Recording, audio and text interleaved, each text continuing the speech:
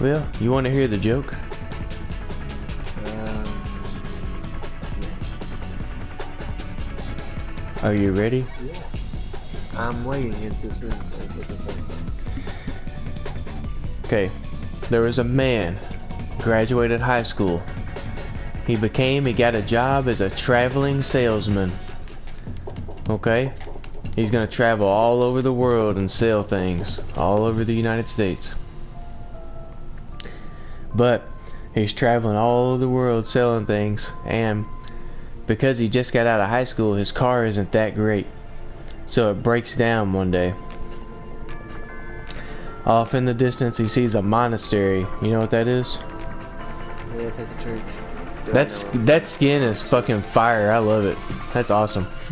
I didn't know God dang, that is fucking. That's the best. I wish I had that. I wish I had that skin.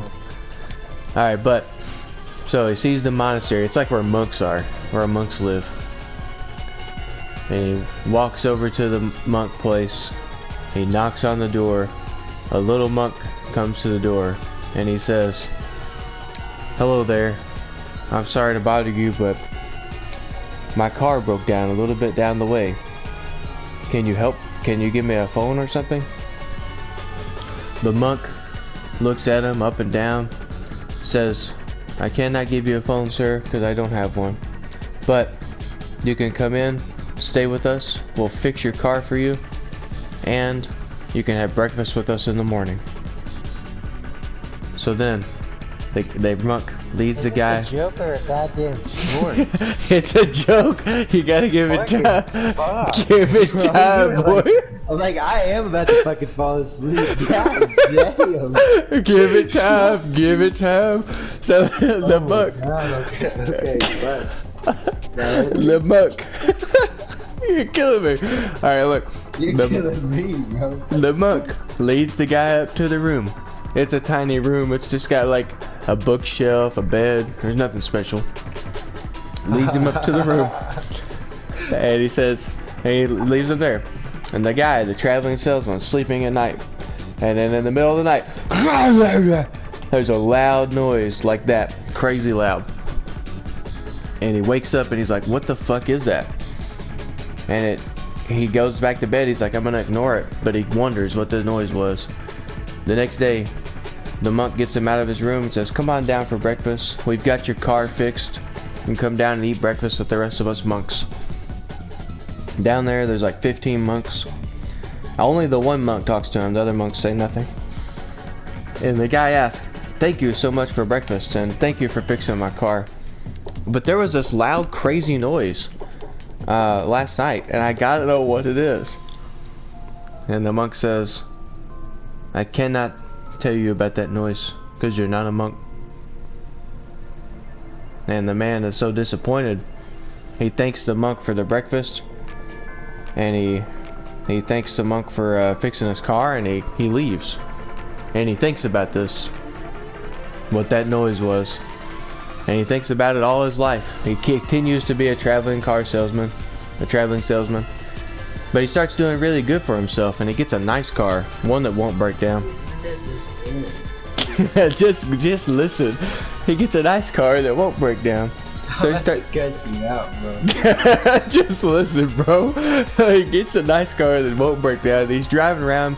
He's got a nice car, and he does the traveling salesman thing for 10 years, all over the country, driving around, selling things, moving the ranks, climbing the ranks, making lots of money.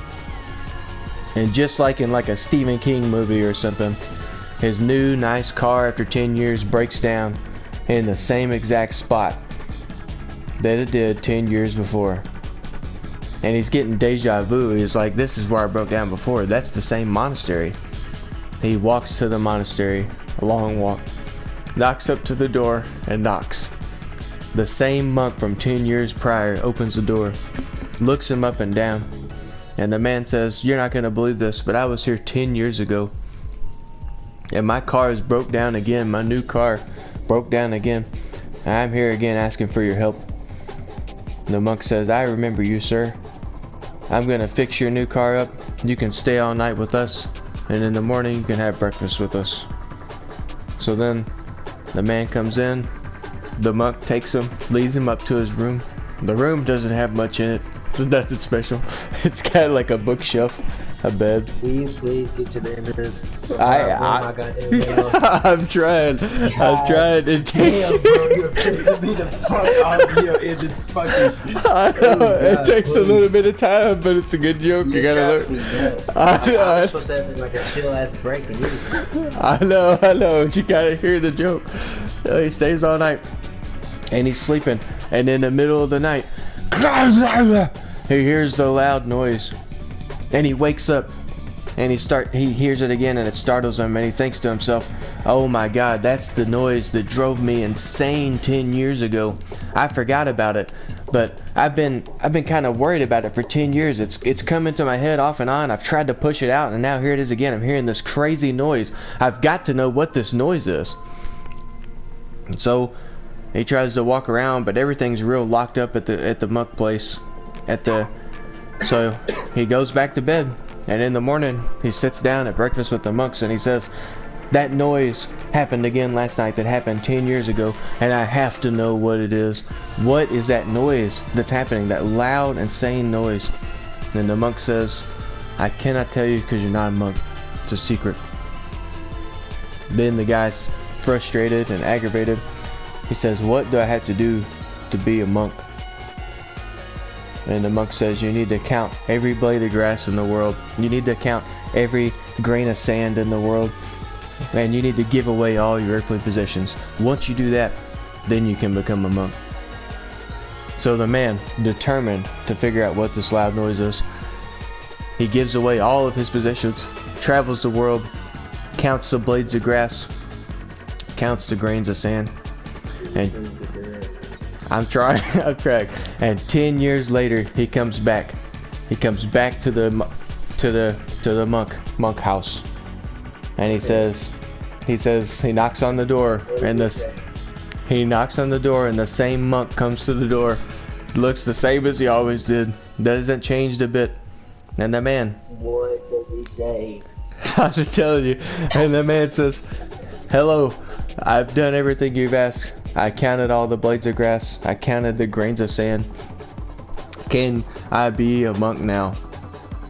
Can I know what the noise is? And the monk says, well, how many blades of grass are there? And he says, there's 50 billion blades of grass.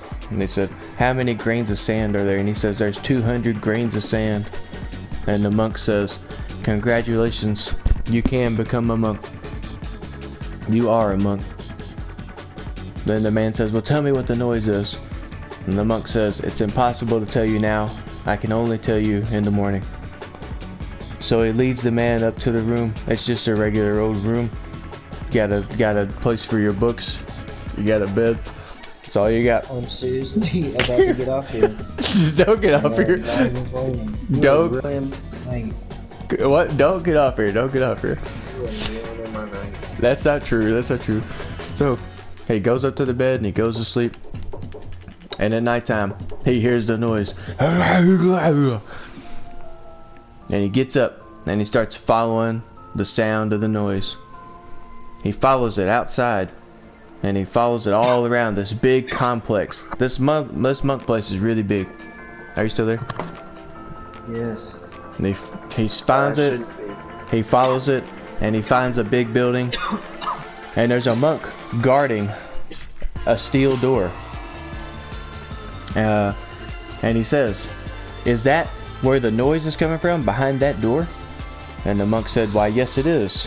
That's exactly where the noise is coming from. And he said, well, can you open the door and let me know what's back there? And because I've been waiting. He said, I've been waiting for 30 years now to know what this noise is. What are you doing? It doesn't matter. We just get to the end of the shit, please. Alright. Alright, he said, I've been waiting 30 years to know what this noise is. The monk says, yeah, you're a monk. I'll open it for you. And he opens the steel door. Behind that steel door is a ruby door, and it's also guarded by a monk. Ready up.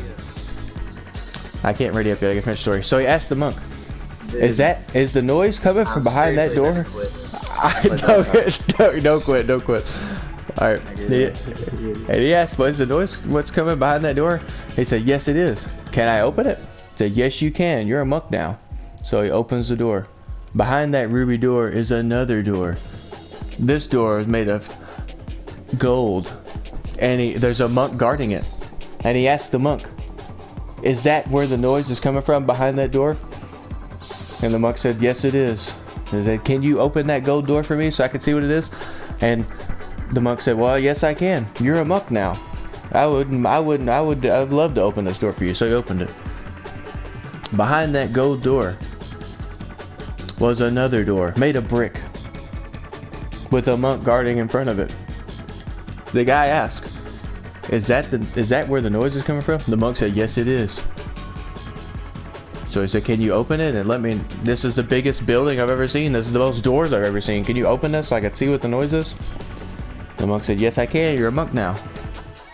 So he gives him a key.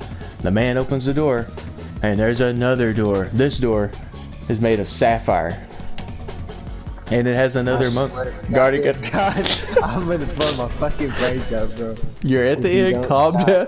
You're at the end, calm down. So you're at the end. So he asked that monk, "Is this the final door? Is there something behind that door? What's making this noise?" And the monk said, "Yes, there are no more doors behind this one. This is the final door." And the guy says, "Can you open it and show me finally what's been haunting me for 30 years, what the noise is? What is making that terrible, crazy noise?" The monk gives him the key and says, "Of course, you're a monk. Open the door." And the man opens the door, and now he sees the thing that's been making all this noise the whole time, that's haunted him for 30 years.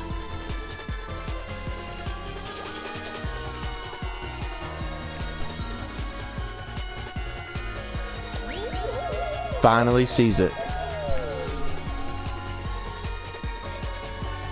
Is it over? Yeah, he finally saw what was making that noise the whole time. It's awesome. I mean, it's not gonna tell me what it is, so that's a joke. I can't tell you, you're not a monk. Uh-huh. Yeah!